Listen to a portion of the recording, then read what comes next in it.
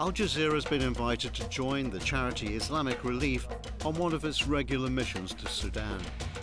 Its boss and our host is Dr. Hani Al-Banna, recently voted one of the UK's most powerful and influential Muslims.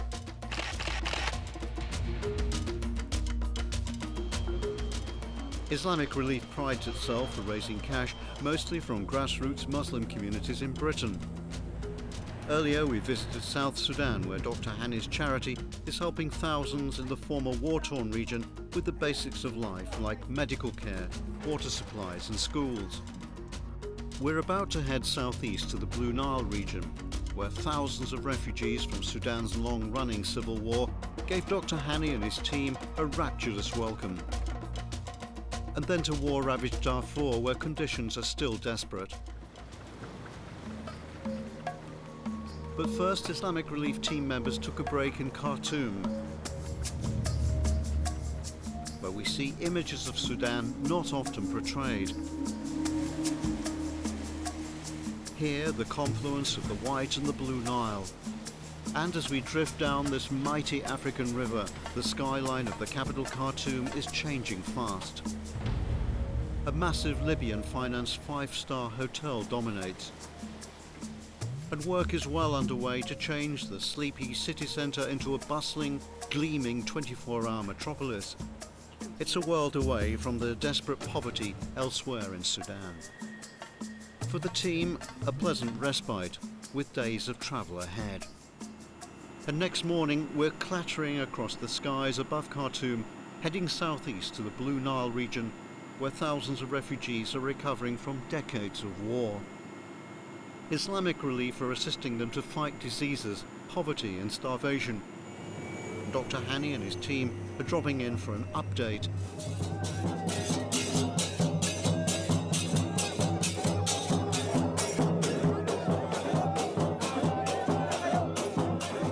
None of us were quite prepared for the rapturous and genuine welcome at Bakori.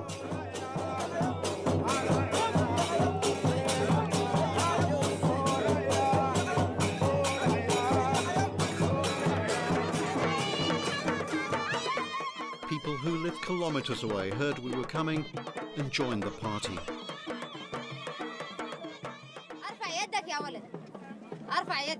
Here we see the very backbone of what charities like Islamic Relief can do for the world's poorest, like building schools and an education program.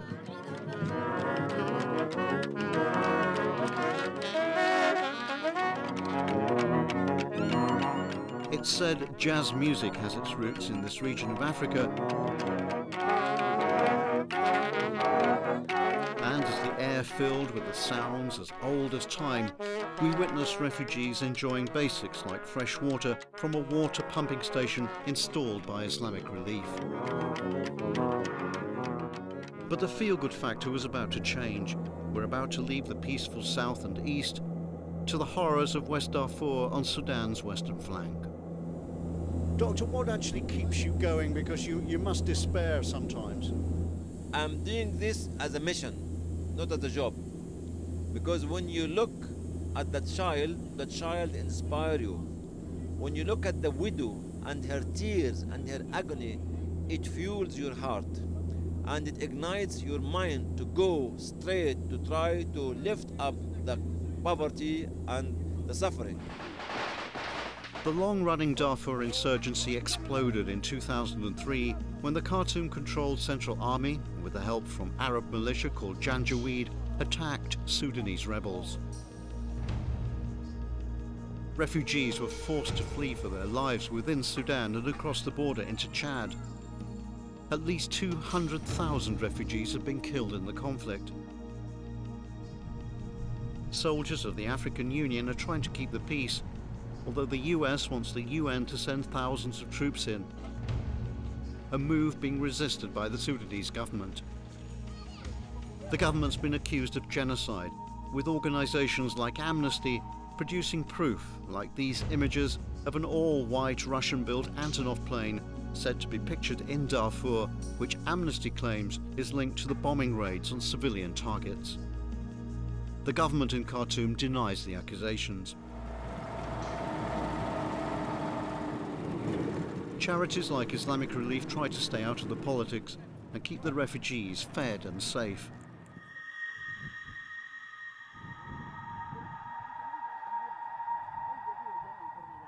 In the week of our visit, one refugee had been shot dead by gunmen in this camp.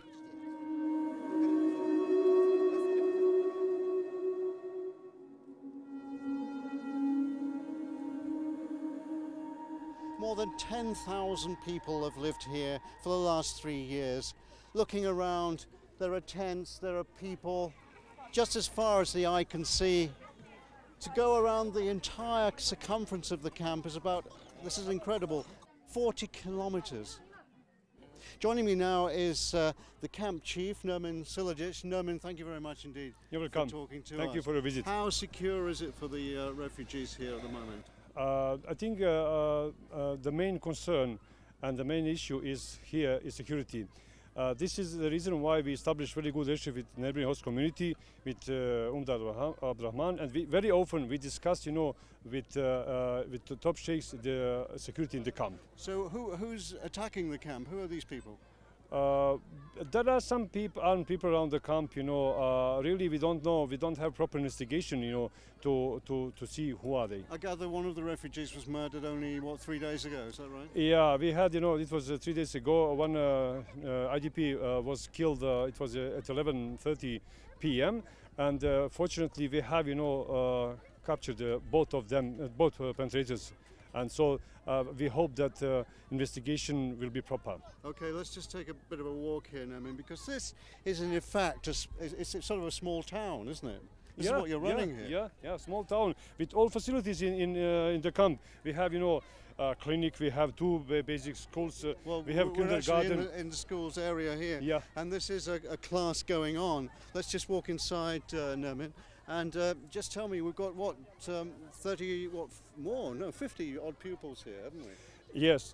The problem here in this school, we have, these are, second grade, but we have, 150 in one classroom because we don't have enough, teachers, here.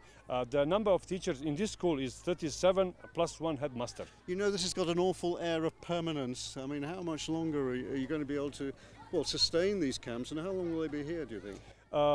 They have hope to come back their homes, pre-war homes, But okay, we have been doing together here Islamic Relief with staff and also with also coordinating activities of other UN and NGO activities in the camp in different sectors. Let's leave the class and let teacher get on with her work.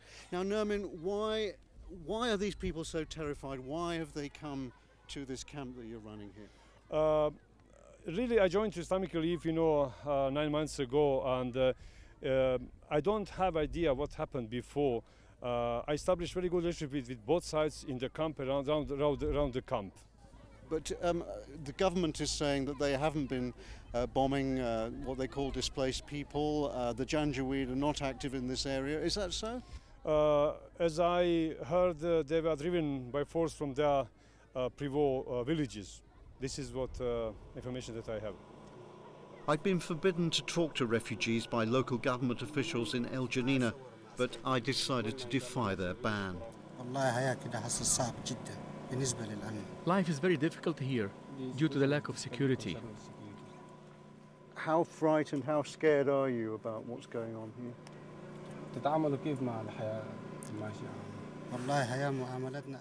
There are constant threats to the refugee camps. Most of our daily life activities here are with the NGOs, who are scared themselves because of the security situation. So what would he like? What does he want? First, it's the missing security that we suffer from. Then our possessions, which have been lost, all of it, all our money has been stolen. We lost our health care and education. We are devastated here without help. But it was soon time to leave Darfur.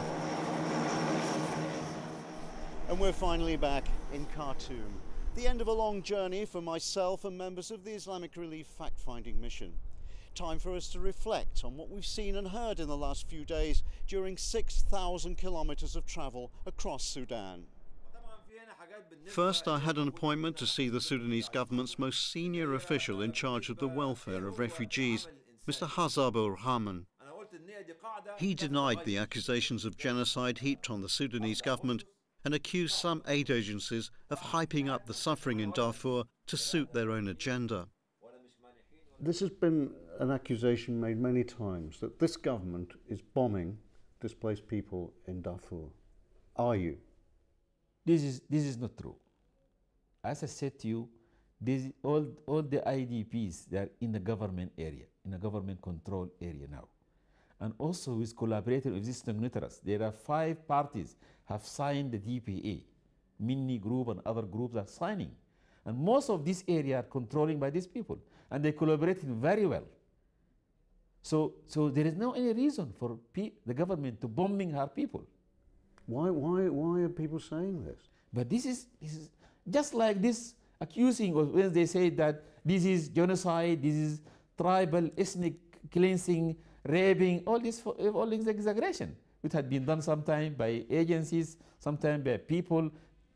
They need to raise funds, they need to raising the expectation of people, but this is not true. So it's all a big lie? A big lie, yes, definitely. But whatever the truth, no one can doubt the suffering of the refugees in Sudan. Dr. Hani telling me the aid agencies alone can't solve their plight. Sudan has a very big shopping list of problems which needs the international community to respond swiftly if we are looking for peaceful Sudan, peaceful Africa, and peaceful people in the whole world. As an example, Sudan could be a big resource full of wealth for us, all the humanity to use, as well as we need them to live in peace. What we need to talk about is the facts, not the fiction. It's not to let the media to drive us, whether it's a lie or truth. Let us see by our own eyes. Let us find the facts and talk about it and build a solution for the sake of the man of Darfur, for the sake of the woman of Darfur, for the sake of the children of Darfur, for the sake of the whole Sudan and the whole Africa.